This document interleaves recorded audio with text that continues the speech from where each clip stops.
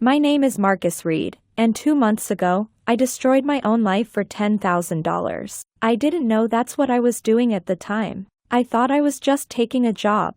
A weird job, sure. But when you're a bartender living in a cramped apartment in Brooklyn with 3 roommates and student loans that'll outlive you, $10,000 sounds like a lottery win. So when the offer came, I didn't ask enough questions. I should have. Let me explain how this happened. I've known Trevor Callahan since college. We met freshman year at NYU. Roommates by chance, best friends by choice. That's what we used to say. For 12 years, we were inseparable. His wedding, I was best man. When his mom died, I was the one who drove him to the funeral home because he couldn't see through the tears. When my dad had a heart attack, Trevor paid for half the medical bills without me asking. That's the kind of friendship we had. Brotherhood. The real kind. Not the social media version where you like each other's posts and call it connection. Trevor made money. Real money. He went into finance after graduation. Worked his way up at some investment firm in Manhattan. By 30, he was pulling in 6 figures. By 32, he had a penthouse in Tribeca. I tended bar. Made decent tips. Loved my work. Didn't love my bank account, but we stayed close. Different tax brackets, same friendship. He'd come to the dive bar where I worked, drink whiskey, complain about his boss. I'd go to his fancy dinners, feel underdressed, make jokes about which fork to use. It worked. For 12 years, it worked. Then 3 months ago, Trevor got married. Her name was Sienna Blake. She was a paralegal at some corporate law firm. Trevor met her at a charity event. Love at first sight, he said. Soulmates. The one. I met her twice before the wedding. Once at a dinner, once at the engagement party. She was beautiful. I'll give her that. Dark hair, green eyes. The kind of smile that made you feel like you were the only person in the room. But something about her felt off to me. I couldn't place it. She was polite, charming, said all the right things. But there was something behind her eyes. Something calculated. I didn't say anything to Trevor. What was I going to say? Your fiancé seems too perfect? I have a weird feeling. He was happy. Happier than I'd ever seen him. Who was I to ruin that? The wedding was beautiful. Expensive. 300 guests at some venue in Connecticut with gardens and fountains and a string quartet. I gave a speech about brotherhood and love and forever. Trevor cried. Sienna smiled. Everyone clapped. I flew back to Brooklyn that night and went back to pouring drinks for people who tipped and crumpled singles. That was 3 months ago. 2 weeks ago, I got a phone call from a number I didn't recognize. I almost didn't answer. Usually spam. But I was bored on my day off, sitting in my apartment, watching basketball, so I picked up. Is this Marcus Reed? A man's voice. Professional. Clip. Yeah. Who's this? My name is Graham. I represent a client who wishes to remain anonymous. I have a business proposition for you.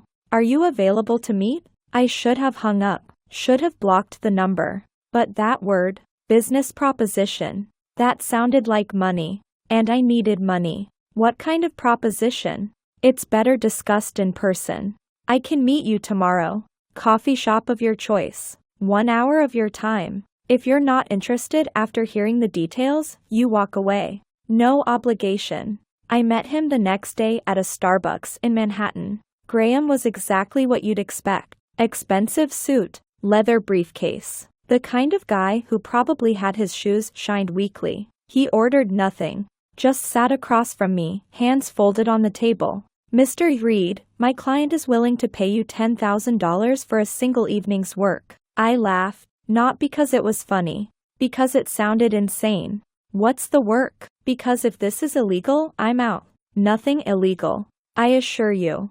The task is simple. My client suspects his wife is being unfaithful. He wants to test her loyalty. He's willing to pay you to approach her, flirt with her. See if she responds. That's all. 1 evening. You attempt to seduce her. Document the interaction. Report back. $10,000. I stared at him. This was the stupidest thing I'd ever heard. You want me to hit on some guy's wife? That's the job. In simplest terms, yes. You'd be provided with information about her, where she'll be, what she likes, conversation topics. You'd engineer a meeting that seems natural. See if she's receptive. If she is, you'd escalate appropriately and document the evidence. Why me? Why not hire a private investigator? My client wants someone believable, someone she might actually be attracted to, someone age-appropriate with no obvious connection to him. You fit the profile. This was insane, unethical, probably a dozen other things ending in "-ial." But $10,000. What if she's not interested? What if she shuts me down immediately? Then you've still earned the payment. My client wants the truth, whatever that truth is. I should have said no, should have walked out, should have trusted my gut that this was wrong on every level. But I thought about my rent, about my debt, about the fact that I was 33 years old and still living like a college student. Who's the wife? Graham slid a folder across the table. Inside was a photo, background information, schedule, preferences. I opened it, looked at the photo. My blood went cold. Sienna, Trevor's wife, my best friend's wife of 3 months. I looked up at Graham. He was watching me carefully. This is Sienna Callahan, I said slowly. You know her. She's married to my best friend. Graham didn't react, just nodded. Like this was expected. Does that change your answer? It should have. It absolutely should have. But my brain was spinning. Why would someone hire me to seduce Trevor's wife? Who was this client? Was this some kind of test? Some weird setup? Who's your client? I asked. That information is confidential. Is it Trevor? Is my friend testing his own wife through me? I can't disclose that. But I can tell you this. The client has reason to believe Ms. Callahan is not who she claims to be. The client wants proof, one way or another. I closed the folder, pushed it back across the table. I can't do this. Trevor's my best friend. I was his best man. I can't. 20,000, Graham said. I stopped. Excuse me, $20,000. That's my client's final offer. One evening.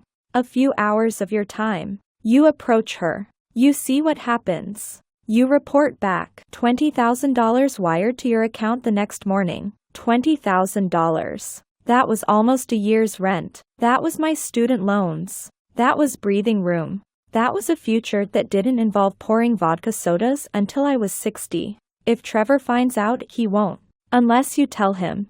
This remains confidential. You meet her. You document the interaction. You provide the evidence to me. That's the end of your involvement. I sat there for a long time, wrestling with myself, with my morals, with my bank account, with the friendship I'd had for 12 years. And I thought about Sienna, about that feeling I'd had when I met her, that something was off, that she was hiding something.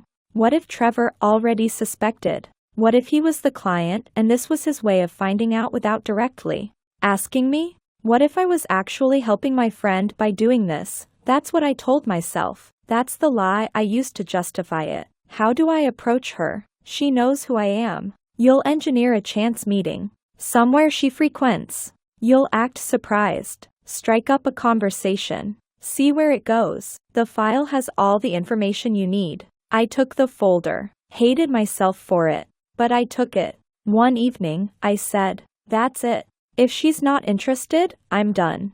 Understood. You have my number. Call me when it's finished. Graham stood up, straightened his tie, walked out of the Starbucks like we'd just discussed a real estate deal. I sat there with the folder, feeling like I just sold something I couldn't get back. That night, I read through everything. Sienna's schedule was detailed. Disturbingly detailed. She went to a yoga class every Thursday at 7 p.m. in Soho. Then drinks with coworkers at a wine bar called Amelie's at 9 p.m. She usually stayed until 11. The file included her favorite wine, her conversational interests, art, travel, true crime podcasts. It even noted that she'd recently mentioned to a coworker that she felt lonely, that Trevor worked too much, that marriage wasn't what she expected. This wasn't just surface information. This was deep, intimate, the kind of thing you only know if you're very close to someone or you've been watching them for a long time.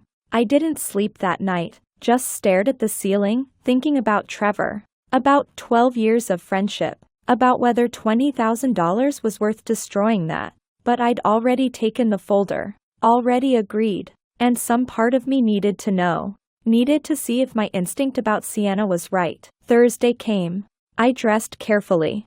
Nice jeans, button-down shirt, the kind of outfit that said I had my life together even though I absolutely didn't. I arrived at Amelie's at 9:30 p.m. The place was busy but not packed. Low lighting, wine bottles lining the walls, jazz playing softly. The kind of place where people went to pretend they were sophisticated. Sienna was there, sitting at the bar with two women I didn't recognize. Coworkers, probably. She was laughing at something, drinking white wine, wearing a black dress that probably cost more than my monthly rent. I ordered a whiskey, positioned myself 3 seats down, not too close, not too far, waiting for an opening.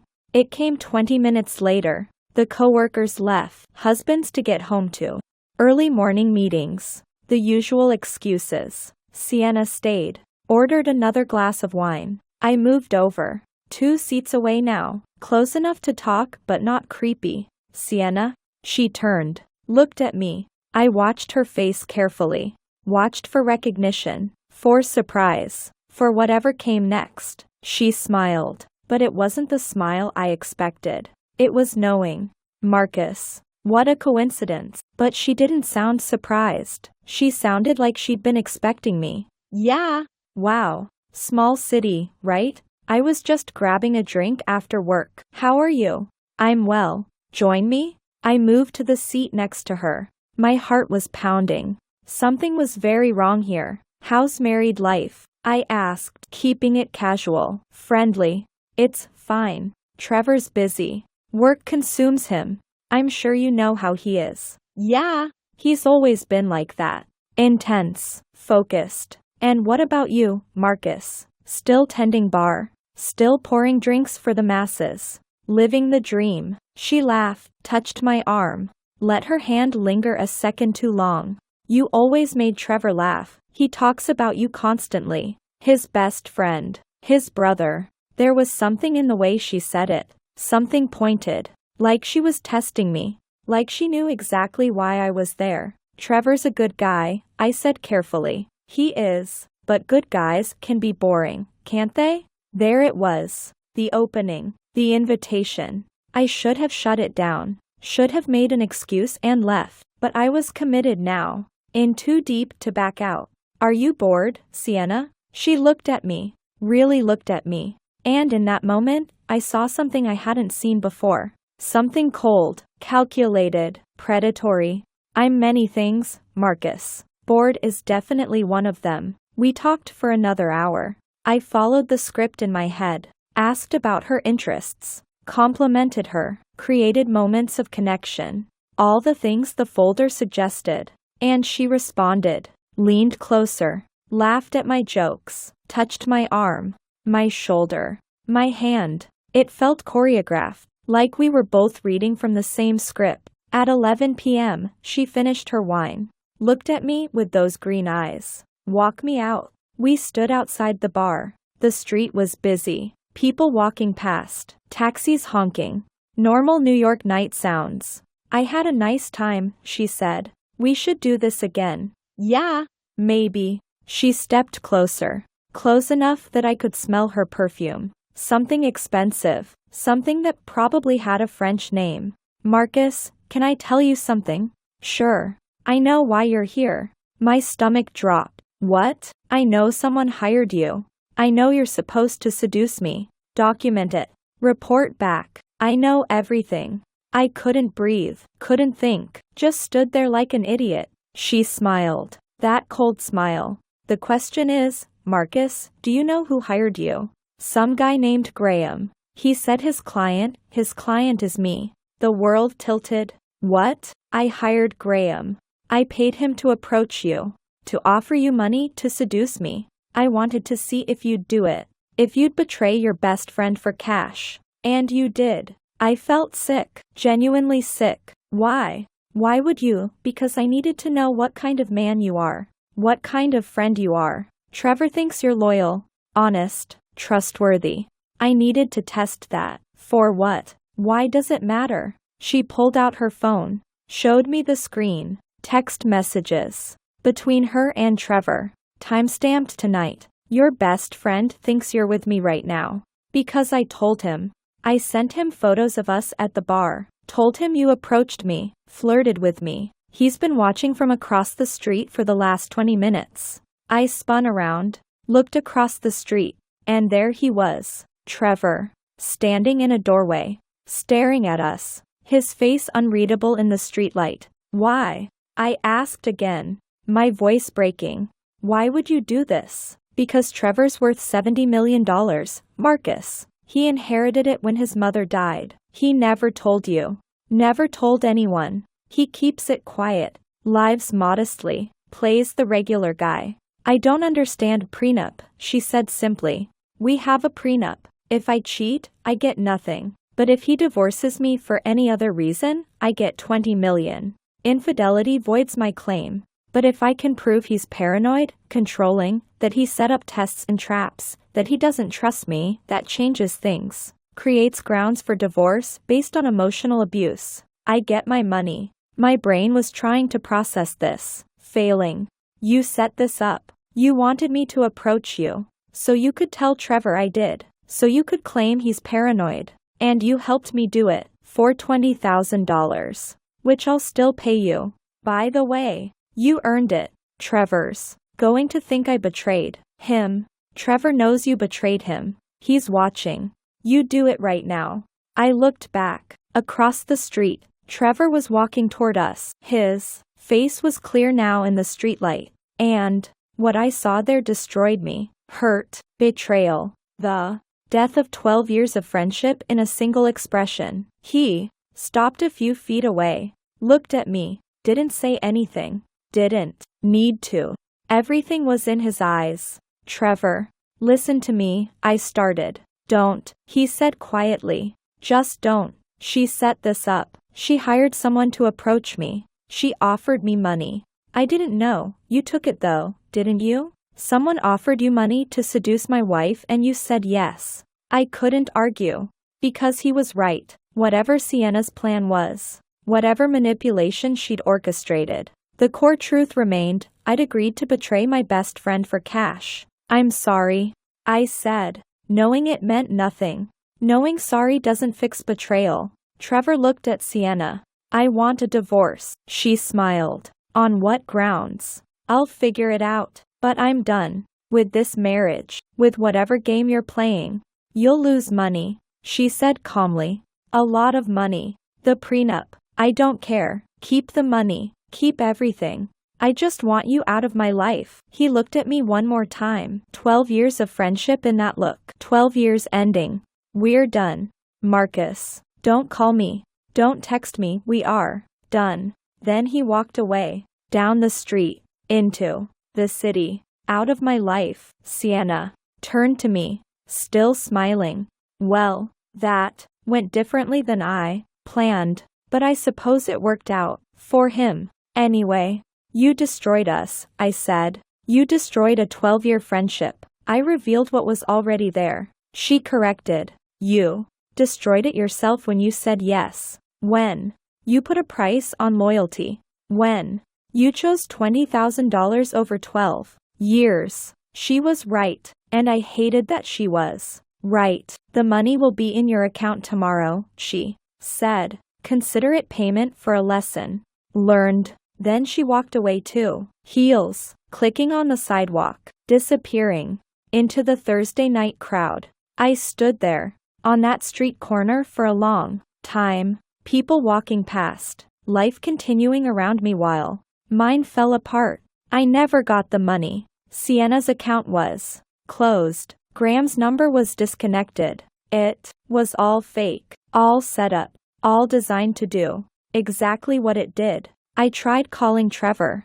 texting, emailing. He blocked me everywhere. I went to his building. The doorman wouldn't let me up. I sent letters. They came back, unopened. 6 weeks later, I heard through mutual friends that he'd gotten the divorce. that Sienna had signed papers, that he'd paid her some amount to go away quietly, that he'd left New York, moved to Seattle, started over, without me, without his best friend of 12 years. I destroyed that friendship for money I never received, for a test I didn't know I was taking, for a betrayal I can never take back. That was 2 months ago. I still tend bar, still live in the same apartment, still pour drinks and collect tips. But now I do it knowing exactly what I am, knowing what price I put on loyalty, knowing that when I was tested, I failed. Trevor was my best friend, my brother, the person who paid for my dad's medical bills, who cried at his mom's funeral while I drove, who trusted me completely, and I sold him out for $20,000 that never came. Some lessons cost everything to learn. This one cost me the best friend I'll ever have. I hope wherever Trevor is now, he's happy. He deserves that. He deserves better than what I gave him. Better than me.